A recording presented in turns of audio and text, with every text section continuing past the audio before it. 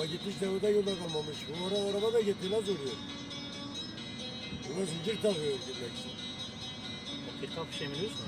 Yani bu pikapla gitti. Pick-up belki çarpılıdır abi. Ay gider.